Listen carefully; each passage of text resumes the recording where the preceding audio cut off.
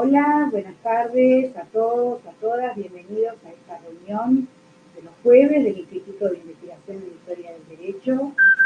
Hoy tenemos la presencia de un queridísimo profesor, investigador, Jaime de Garenal Penocchio, de México. Hola Jaime, ¿cómo Hola, estás? Qué gusto hola, verte. un gran Ya gusto. ni me acuerdo cuándo fue la última vez que nos vimos en Huelva, nos vimos, ¿dónde No, fue? nos No, vimos en Berlín, la última vez fue en Berlín. bueno, hace muchísimo, pero bueno, se te ve muy bien, estoy muy contenta que estés aquí con nosotros, aunque sea a través de la pantalla. Y bueno, para los que no conocen, les voy a presentar al doctor Jaime de Garenal Penocchio, que es abogado por la Escuela Libre de Derecho de México, cursó la maestría de Historia de México en la UNAM, es doctor en Derecho por la Universidad Panamericana de México. Durante 3 décadas impartió cursos de Historia del Derecho y otras disciplinas afines en la Escuela Libre de Derecho, la Universidad Panamericana, los colegios de Michoacán y de México, y en otras instituciones de la República Mexicana.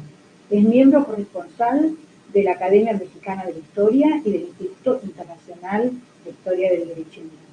Autor de diversos libros y de decenas de artículos especializados publicados en México y en el extranjero. Sus últimos libros son Un imperio constitucional, una nueva y desconocida historia del Acta de Independencia de 1821 y de la América septentrional al Estado mexicano, la cuestión del territorio.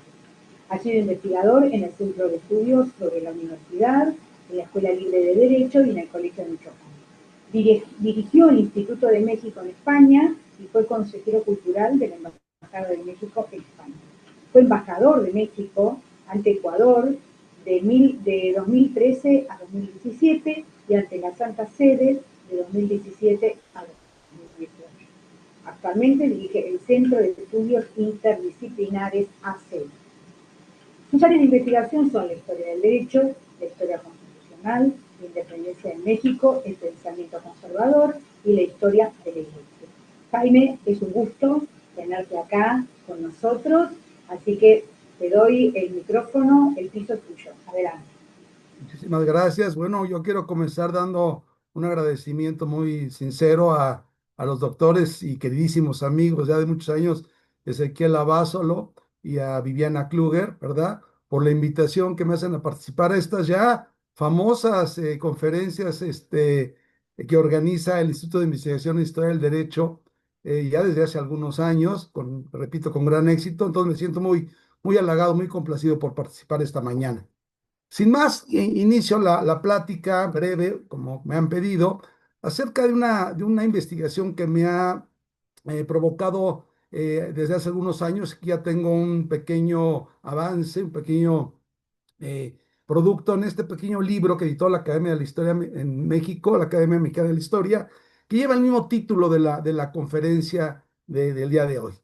¿Qué se trata ahora? Se trata simplemente de desmitificar de alguna manera lo que se llama la historia nacional en nuestros países, que muchas veces es la historia oficial, y que trata de llevar el elemento de creación del Estado Nacional en el siglo XIX a un pasado que verdaderamente es iluso, irreal, romántico y que no se puede sostener. Hace pocos años el antiguo presidente de México, que Dios confunda, Andrés Manuel López Obrador, dijo que México tenía 30.000 años de existencia. Bueno, no sé dónde sacó esas conclusiones tan absurdas, pero bueno, no, el Estado mexicano tiene una fecha de fundación, como sin duda tienen fechas de fundación todos los estados de nuestra América española. El caso mexicano nace en el 27 de septiembre, concretamente el 28 de septiembre de 1821, cuando se forma el Imperio Mexicano, absolutamente independiente de la soberanía española, con un programa constitucional, que en ese momento es la Constitución de Cádiz, en lo que no se oponga a los usos y costumbres de ese imperio, y con un proyecto constitucional muy definido. Ahí nace el Estado mexicano y ahí nace la historia propiamente de ese Estado, que es el que ahora actualmente es el que estamos viviendo los mexicanos de ahora. Lo que hubo antes no es la historia de México. México es el nombre de una ciudad, la ciudad capital, digamos, de ese imperio y de ese estado que se va a formar en el siglo XIX. pero tuvo otros nombres, otras denominaciones y tuvo una propia historia se fue formando, se fue forjando y después de la cual se va a dar precisamente la creación del Estado mexicano decimonónico. Recibió muchos nombres, ¿no? Ese territorio de a partir de la conquista de 1521, ese territorio que se encuentra enclavado en la parte septentrional del continente americano, recibió el nombre de Virreinato la Nueva España muy temprano, desde el 1551-53, ya es un Virreinato Nueva España, pero con un concepto muy vago, muy ambiguo, que va a tener mucha suerte ciertamente, pero que va a provocar muchas dificultades a la hora de conceptualizar la historia del derecho y sobre todo la historia de las instituciones. Realmente el concepto que de alguna manera hemos querido tomar los historiadores sin saber realmente a qué nos referimos es el concepto de Nueva España. Bueno, ¿qué fue la Nueva España? Y sobre todo, ¿qué fue la Nueva España en 1821? ¿Qué era la Nueva España antes de dar paso a la creación de un nuevo Estado que se va a llamar primero Imperio Mexicano y después se va a llamar hasta la fecha República Federal Mexicana? Eso es lo primero que nos tiene que llamar, nos tiene que llamar la atención. Nos tiene que llamar la atención. La, la situación de esa Nueva España en ese momento de tránsito, porque pensamos en estas concepciones nacionalistas, patrioteras, de que México nace de la Nueva España o que México es la Nueva España pero independizada, simplemente cambió de nombre, y eso nos provoca, repito, muchas confusiones y muchos equívocos. Primero, como virreinato no puede ser el Estado mexicano que nace en 1821, porque el virreinato, y esto ya se ha encargado de aclararlo muy bien el doctor Rafael Diego Fernández, también amigo de nosotros y del Instituto Internacional de Historia del Derecho Indiano, que el virreinato es mucho más amplio. Abarcaba Filipinas, abarcaba las dos Floridas, abarcaba también Cuba, Santo Domingo, Puerto Rico, Centroamérica, la costa norte de Venezuela. Bueno, pues eso no es. De ahí no nace el Estado mexicano. Una parte de ahí va a formar al Estado mexicano, pero no se puede decir que México nace del virreinato de la Nueva España. Eso es absolutamente imposible de decir.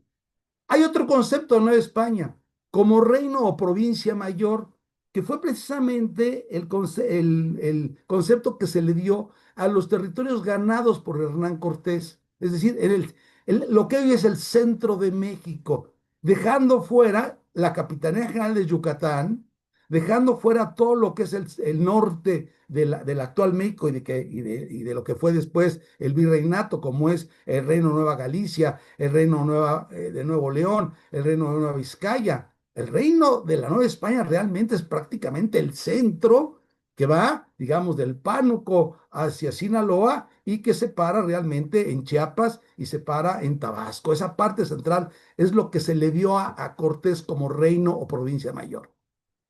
Pero aparte hay otro término en el cual encontramos también la Nueva España, que es como Capitanía General. Y como Capitanía General encontramos que abarca pues una gran parte del territorio actual de México, más aparte los territorios perdidos en la guerra con los norteamericanos, pero que excluye a Yucatán y excluye a Guatemala. El concepto de Capitanía General de la Nueva España, pues es un concepto militar que tampoco ayuda a entender qué fue lo que ocurrió en 1821 en la formación del Estado mexicano. Pero el nombre está ahí, Nueva España como virreinato, Nueva España como capitán general y Nueva España como provincia mayor o reino. Todo esto, que ya de por sí provoca confusiones, acaba de ser más complicado cuando en 1767, por disposiciones de la monarquía española, se crean las dos comandancias de provincias internas. Primero una comandancia enorme, que es todo aquel norte mexicano inmenso que perdimos con los norteamericanos. Después hubo dos comandancias, llegó hasta haber tres comandancias de provincias internas, la de Occidente, la del Norte y la de Oriente. En el momento de la independencia, en 1821, hay dos comandancias de provincias internas. Su carácter es eminentemente militar, lo estamos viendo con el título de comandancia. Sin embargo, en los propósitos de la corona española, está darles una autonomía a los comandantes muy acentuada respecto de los virreyes de México. Es como unos ensayos preliminares a la potencial formación de un nuevo virreinato en el norte de la Nueva España, del reino de la Nueva España. Pero estas comandancias, repito, tienen una gran autonomía política, ya no se diga militar, respecto del virrey. Todavía se complican más las cosas cuando en 1787 se establece, se reglamenta la ordenanza de intendentes. Es decir, la ordenanza de intendentes del reino de la Nueva España nos mete en una gran confusión. A ver, ordenanza de intendentes del reino de la Nueva España. ¿Y cuál es el reino de la Nueva España en 1787? Yo sostengo que efectivamente la ordenanza de intendentes, que es una ordenanza de intendentes de ejército y de provincias, creó un nuevo concepto de Nueva España. ¿Cuál? El que se incluye en las ordenanzas. Es decir, crea 11 intendencias en las cuales está incluida Nueva Galicia con el nombre de Intendencia de Guadalajara y está incluida inclusive Yucatán con el nombre de Intendencia de Mérida. Es decir, lo que antes tenía una forma muy autónoma, como era la Nueva Galicia y la Capitanía General de Yucatán, esta militar y la Nueva Galicia como reino y como audiencia, ahora se integran como parte de las intendencias de este nuevo reino de la Nueva España que desde luego no abarcó ni las provincias de las comunidades internas, ni de Oriente, ni de Occidente, ni abarcó Guatemala. Entonces, tenemos que hacia 1787 tenemos una nueva transformación del territorio del septentrión de América. Y ahí es donde yo aporto la hipótesis y la investigación, y aparte sustentada en una investigación cartográfica, de que el concepto que hasta entonces era cartográfico, meramente geográfico, de América septentrional ya la encontramos del siglo XVI en muchos mapas de la época, 17, 18. América septentrional va a adquirir un concepto político, un contenido político. Ya no solamente va a ser un referente geográfico del septentrión de América, sino que el concepto de América septentrional va a ser utilizado en los documentos, en el lenguaje político tanto de América, de los españoles en América, los criollos, como de los peninsulares. Es decir, va a ser utilizado para efectivamente ir delimitando un nuevo territorio organizado en forma compleja, pero que va a permitir a los habitantes de ese territorio, como a las autoridades de España, ir definiendo algo que hay que separar desde luego de las Filipinas y que hay que ir separando paulatinamente de otros territorios que se encuentran en el territorio americano del norte. En ese sentido, yo creo que llegamos a la Constitución de Cádiz con esas ambigüedades, con esas dificultades para determinar qué es lo que es, qué es lo que es esos territorios del norte de América o de la América septentrional. Es hispánica, me estoy refiriendo concretamente. Nadie está pensando en las 13 colonias independientes de Estados Unidos. Estamos pensando de la América septentrional hispánica. Bueno. Ya para 1812, cuando se promulga la acción de Cádiz, el artículo 10 es muy claro y a la vez muy ambiguo. Fíjese lo que dice, todos lo conocemos. El territorio español comprende en la península tales lugares. Y luego dice, en la América septentrional, Nueva España con la Nueva Galicia y la península de Yucatán, Guatemala, provincia internas de Oriente, provincia internas de Occidente, isla de Cuba con las dos Floridas, la parte española de la isla de Santo Domingo y la isla del Puerto Rico con las demás adyacentes a estas. Esa es la América septentrional según la Constitución de Cádiz. Ahora bien, aquí ya hay una cosa muy notable. La Nueva España con la Nueva Galicia, pues la Nueva España, según ordenanza de intendentes, ya incluía la Intendencia de Guadalajara. ¿Para qué separarla nuevamente? Y no solamente eso, sino también Yucatán y península de Yucatán. Pues si Yucatán ya era una intendencia del Reino de la Nueva España, la intendencia de Mérida. En ese sentido, la cuestión de Cádiz empieza a configurar un territorio muy claro, muy complejo, que a la vez continúa la tradición de reformación de los territorios septentrionales, como a la vez mete unos dos elementos que perturban la claridad del concepto de la América septentrional. Ahora, el concepto de América septentrional va a ser utilizado en este periodo a partir de 1900, de 1808 hasta 1821, va a ser utilizado políticamente por la corona española, por los insurgentes. Estoy hablando de documentos oficiales, a veces hasta preconstitucionales de los insurgentes, por los realistas, por peninsulares y por los criollos. Cuando Agustín Iturbide en febrero de 21 promulga el plan de la América, el plan de Iguala, llamado el plan de Iguala, es el plan de la independencia de la América septentrional. Y en los documentos insurgentes también encontramos esta América. Nadie menciona México y casi nadie está mencionando ya la Nueva España. El concepto que se está utilizando, repito, por unos y por otros, es realmente el concepto de América septentrional, que ya no es meramente geográfico. De ahí entonces que lo que debemos de pensar, como es lógico en cualquier historiador que estudia territorio y derecho, es que México es el resultado de un constructo, de una construcción, de un nuevo Estado, no de un Estado que existe que se independiza. Es que realmente la Nueva España no se independizó. Lo que realmente ocurrió fue la creación de un nuevo imperio mexicano. Y si se independizó la Nueva España, tendríamos que decir, se independizó la Nueva España, se independizó la Capitanía General de Yucatán, se independizó la Capitanía General de Guatemala, se independizó las comandancias de provincias internas de Oriente y se independizó las comandancias de provincias de Occidente y además, más tardíamente, las Californias. Porque nadie menciona las Californias. Nadie, ningún documento nunca menciona las Californias. Entonces, pero sí se habla de esta idea de la América septentrional. Por eso yo estoy convencido, con los estudios que he hecho sobre el primer imperio mexicano, que es a lo que me he dedicado en los últimos años, es que el imperio mexicano de Iturbide es el que realmente define y construye e inventa, en el término de Edmundo Gorman, si quieren utilizar el lenguaje de gormaniano, inventa el Estado mexicano.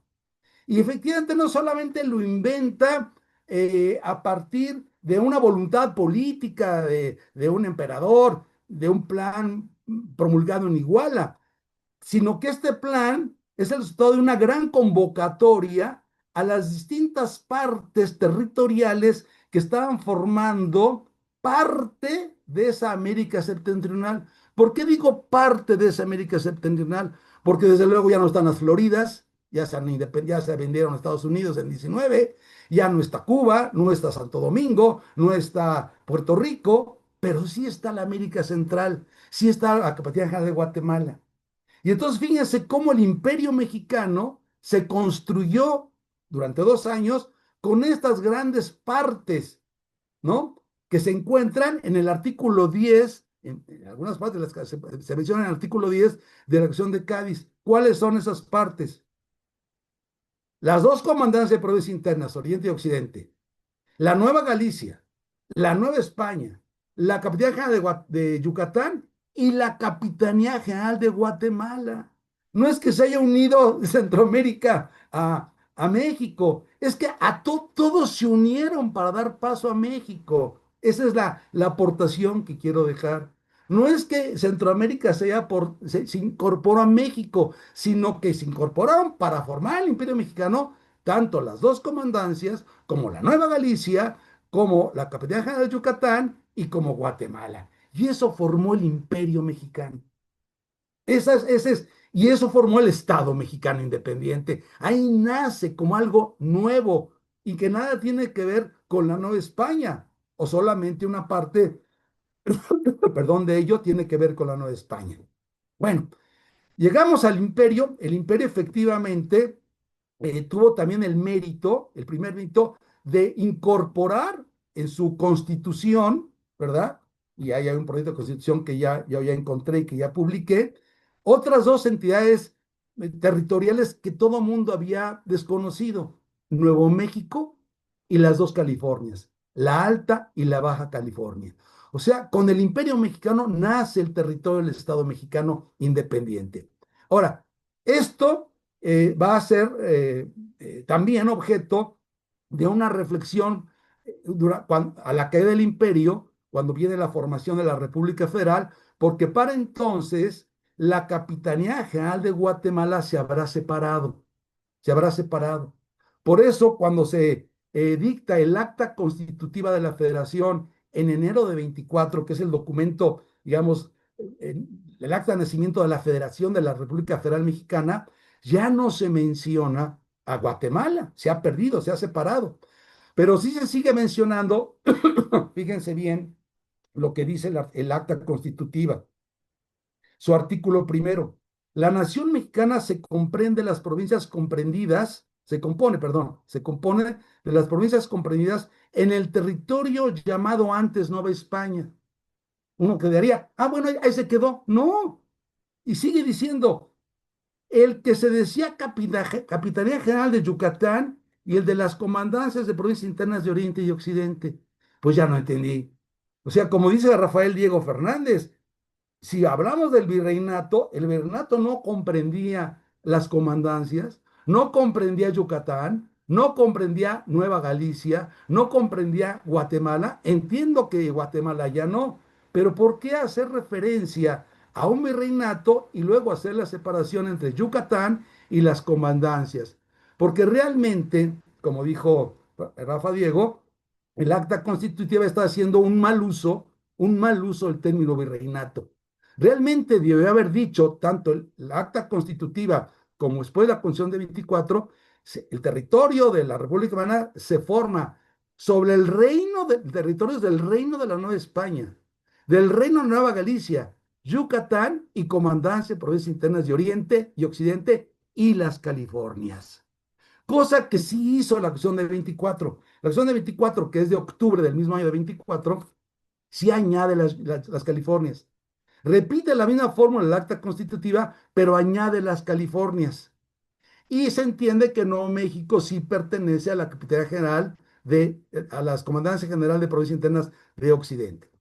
Para terminar, mi querida Viviana, simplemente ver cómo cuando se firma el Tratado Internacional por parte de España y México, donde España reconoce la independencia de México en 1836, la fórmula que se utiliza y que está consignada en ese tratado, que está vigente, evidentemente, sigue vigente ese tratado, es que España reconoce al Estado mexicano cuyo territorio, cuyo territorio lo forman. Fíjense bien lo que dice literalmente.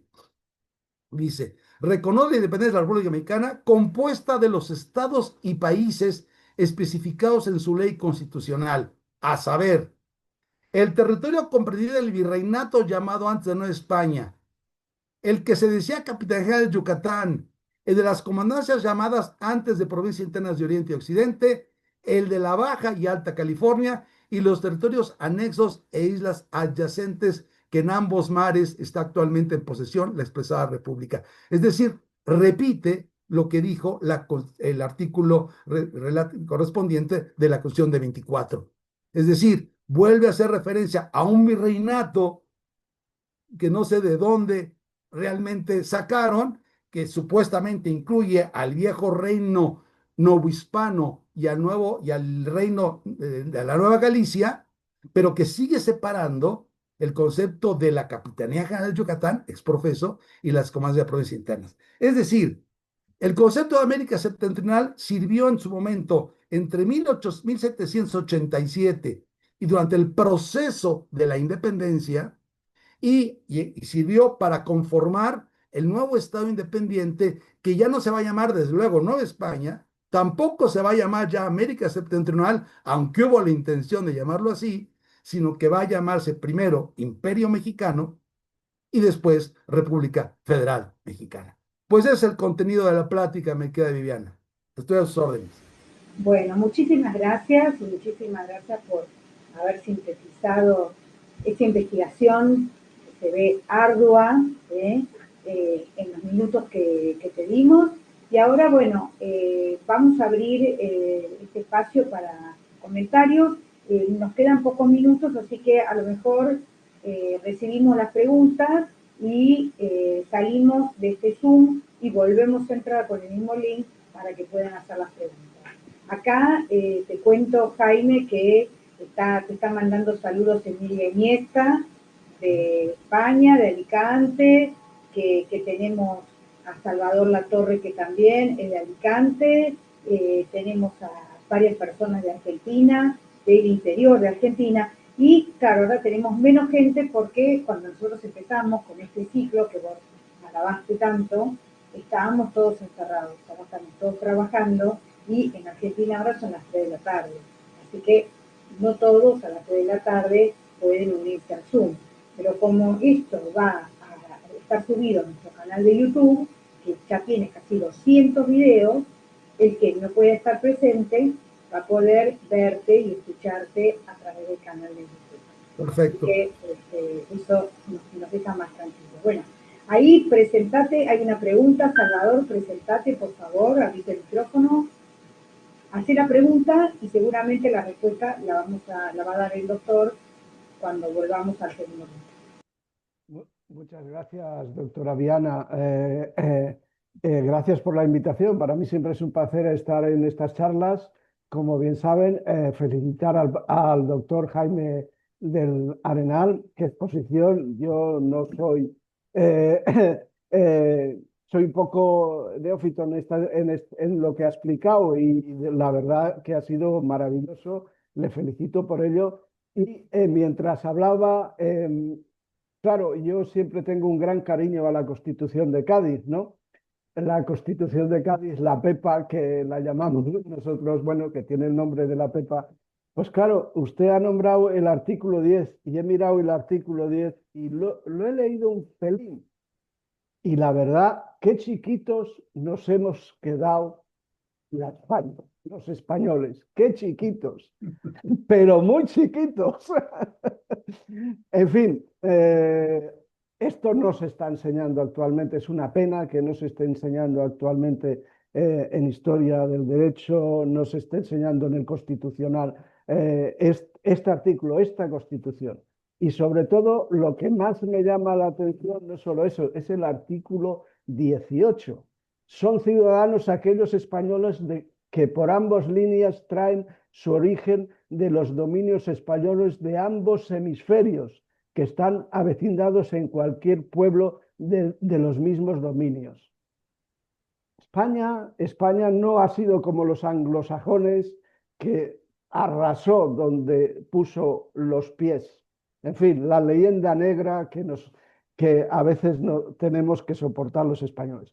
Pero dicho esto, vamos a la pregunta. Ha mencionado usted también un político, el cual yo voy a mencionar otro político, que cuando hacen historia, ¿qué le parece a usted el presidente Trump, como le quieran llamar, o tramposo, lo que quieran llamarle, que quiere cambiar, bueno, de hecho ha dicho que se cambie el nombre del Golfo de México como Golfo de América?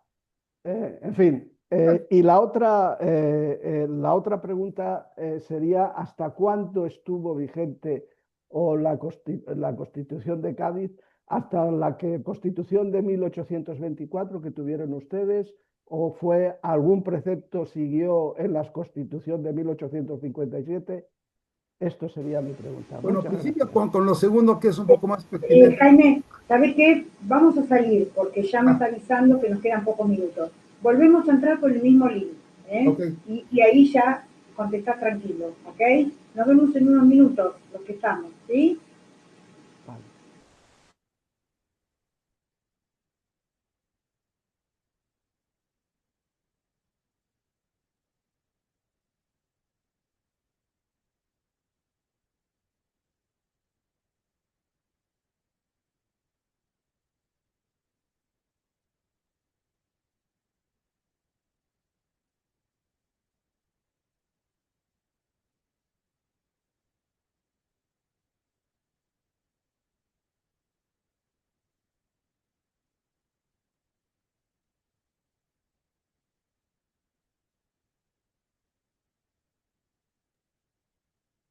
Leandro, ¿me escuchan? Sí, Viviana, tenés que darle de baja. ¿A Cortavoz. qué? No entiendo. Reclamar el rol de Cortá anfitrión. la llamada a vos. Ah, ¿no salieron? No, ¿No no. salieron? Ah, ¿y cómo? Espera, a ver, no sé cómo salgo entonces. Terminar la reunión. No, pero que no me da esa opción. A ver. Bueno, continuamos entonces con la segunda parte de esta presentación del doctor Jaime del Arenal Tenocchio de México. Había una pregunta de Salvador Latorre de España. Jaime, el piso es tuyo. Bueno, la segunda pregunta, querida Viviana, a Salvador es, pues no, la Constitución de Cádiz estuvo vigente en México hasta el acta constitutiva del 31 de enero de 24. Pensemos que esta Constitución mantuvo su vigencia, pero no su integridad, sino como lo estableció el Plan de Iguala, y se mantuvo durante el periodo imperial y después bajo el periodo de transición hacia la República, en todo aquello que no alterase los principios fundamentales del nuevo Estado, es decir, la independencia, la religión, etcétera. Es decir, es una constitución parcialmente vigente, pero también hay que decirlo, la transición que se hace constitucional de esa América septentrional al Imperio Mexicano es única en América, ¿eh? Si en ningún país de América Latina transitó a su independencia bajo la vigencia de un orden constitucional, salvo la de México.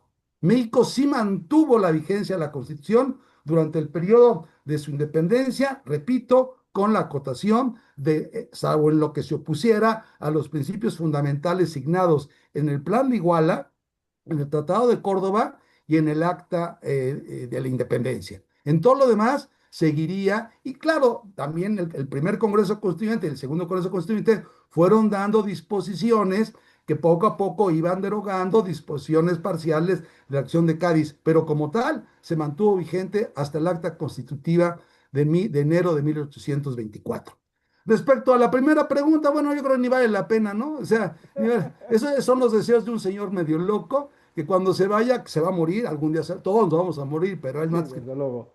va a pasar otra vez al Golfo de México, o sea, no hay ningún problema. No se preocupe. Muchas gracias, profesor, doctor Don Jaime.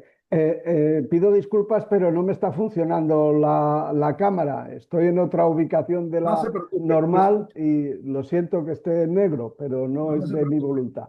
Muchas Ya tuvimos gracias. el gusto de conocerlo. Muchas gracias. Aquí hay una Bueno, pregunta, Viviana, que me sí, manda un exalumno, yo creo, de la Libro, que dice que hace mucho tiempo que no me ve. Se llama Hernán Olano. Dice que Hernán Olano estaba en la primera parte, ahora se ve que se tuvo que retirar. Hernán Olano es de Colombia ah, y te dejó ahí un saludo, ¿no es cierto? Yo no lo puedo ver el chat. ¿Qué decía? Que te una dejaba un pregunta dice saludo, ¿no? que si es posible pensar que Agustín I pensaba en un imperio más extenso dirigido hacia Centro y hacia Sudamérica. Bueno, hacia Centroamérica lo consiguió. Centroamérica fue parte del imperio mexicano, ¿no? O sea, se incorporó al imperio mexicano. Y no, hasta Sudamérica no, pero sí hay que decir que las intenciones políticas del imperio mexicano y fue incorporar Cuba e incorporar a Puerto Rico, Santo Domingo. Es decir, sí hay una intención imperial de que esas partes insulares de la América septentrional, tan importantes como eran Cuba, Puerto Rico y Santo Domingo, sobre todo Cuba es clarísimo, ¿verdad? Sí hay el deseo de incorporarlas al imperio mexicano. Lo que pasa es que no hubo posibilidades, ni económicas, ni militares, ni políticas, pero sí hay una estrategia diplomática, una voluntad política que formaran parte del imperio, sí, sí lo hay. Muchísimas gracias. No sé, no estoy viendo eh, eh, una manito levantada por ahora, ni en la lista. Entonces voy a aprovechar yo para hacerte una pregunta que me intriga.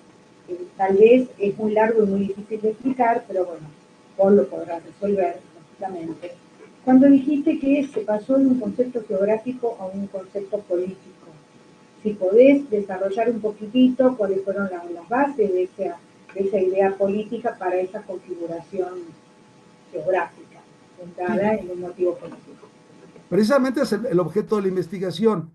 Cuando uno revisa los mapas, la cartografía, que es fascinante, a mí me encanta mucho ese tema, ver la cartografía de América, cómo se va formando, uno siempre va viendo que en la parte septentrional se va acuñando, tanto en mapas formados en España como en Inglaterra, como en Europa, el término América septentrional.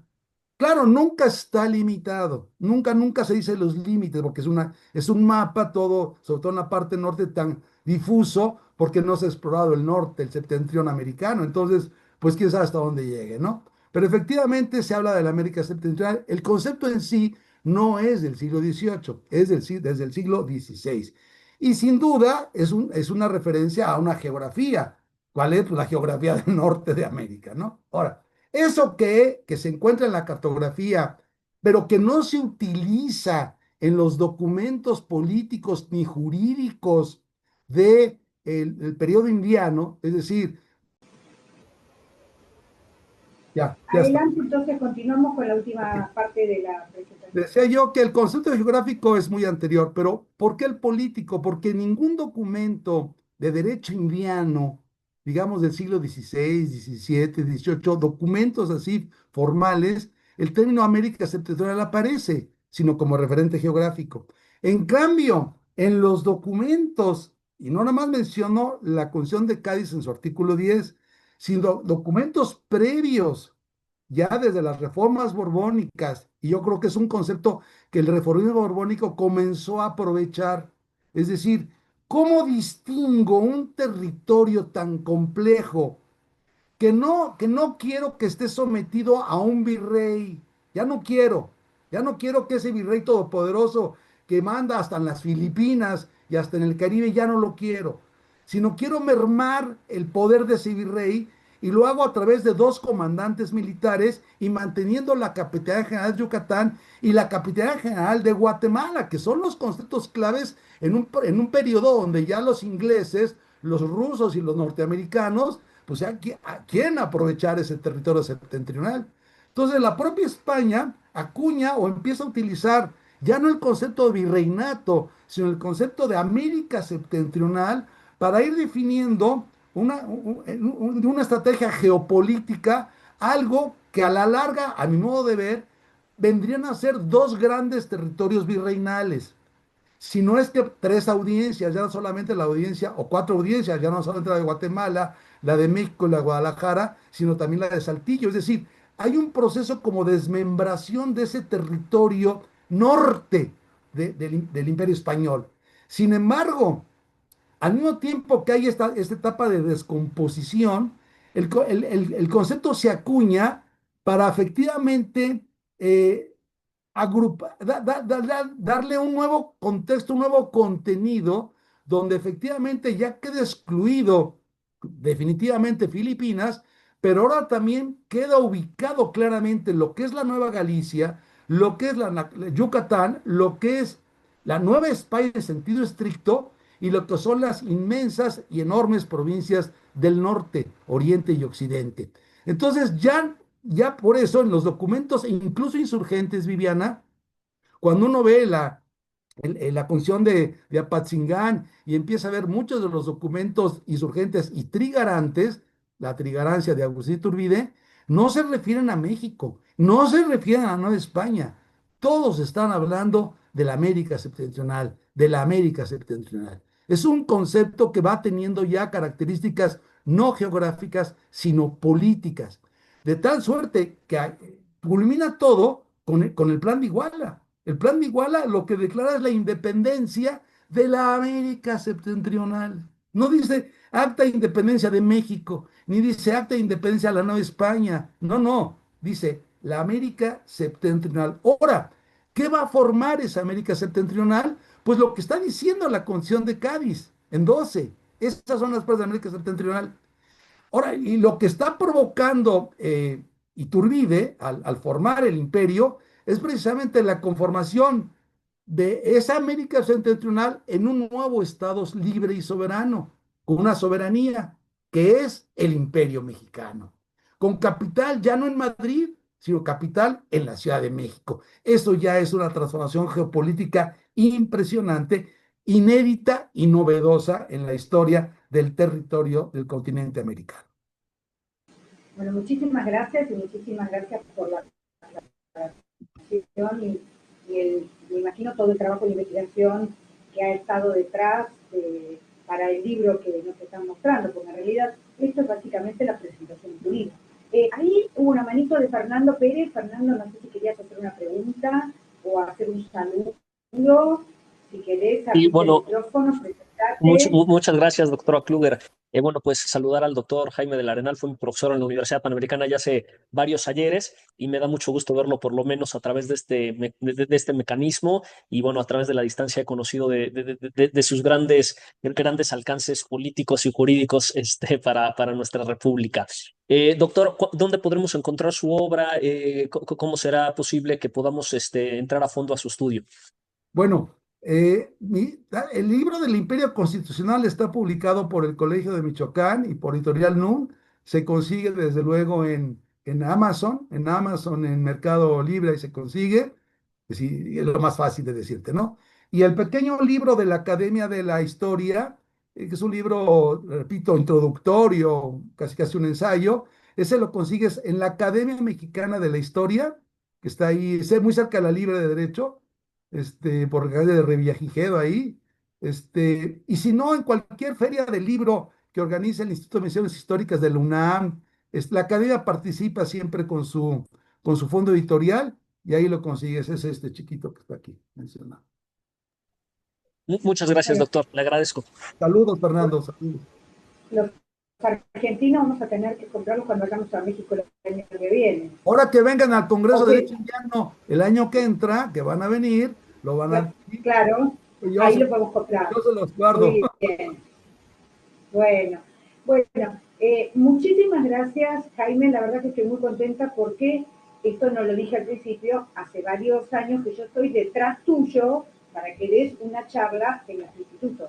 Y hubo varias veces que me dijiste, no, estoy ocupado, estoy con otras cosas, pero bueno, se alinearon los planetas en esta oportunidad para que puedas estar con nosotros y que te puedan conocer los que no te conocen, ¿eh? Así que yo te agradezco muchísimo, agradezco mucho a los asistentes y te dejo estos minutos para que te despidas. Pues simplemente decir al público que la historia del derecho es una historia fascinante, es una historia que cuestiona el poder político. Yo creo que eso me lo enseñó mi maestro Paolo Grossi, por eso es fascinante, porque destruye cualquier construcción de tipo así estatalista. Y hoy estamos viendo cómo estos estados, cuando se dejan conducir otra vez por líderes fascistoides o francamente fascistas, pueden ser un peligro. Y en ese sentido, la historia del derecho sigue siendo un camino de libertad, y para la libertad. Yo por eso soy un convencido de la cátedra y de la materia que escogí ya hace muchos años, por su contenido libertario. Es la única disciplina dentro del derecho, más que el constitucional, desde luego más que el constitucional, que me ha pensado para ser un jurista libre y un historiador libre. La historia siempre nos libertará, siempre nos liberará, desde luego.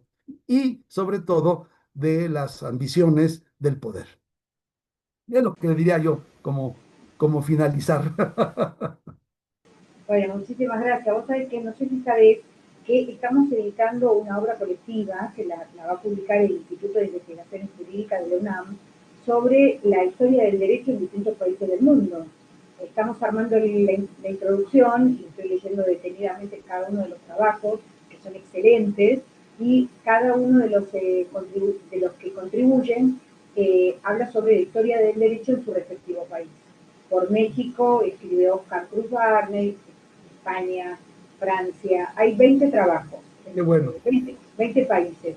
Y bueno, y es muy bueno lo que vos decís porque también, ¿no? Los autores están describiendo el desafío que implica la historia del derecho para quienes la cultivamos, ¿no? Y el distinto punto de vista que tenemos los historiadores del derecho porque hacemos la historia del derecho de nuevo, desde nuestra perspectiva. O sea, somos una de las pocas disciplinas que no nos paramos sobre otras, sino que empezamos la investigación de acuerdo a las herramientas y el tamaño del zapato que tiene el investigador.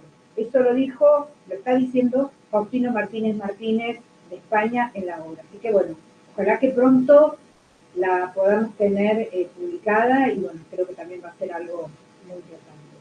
Así que gracias Jaime de vuelta, gracias a todos los que estuvieron hoy y bueno, nos estamos viendo. Chao. Gracias, Cari, gracias a todos. Un abrazo. En ese sentido, gracias. Adiós, adiós. Abrazo, chao, chao.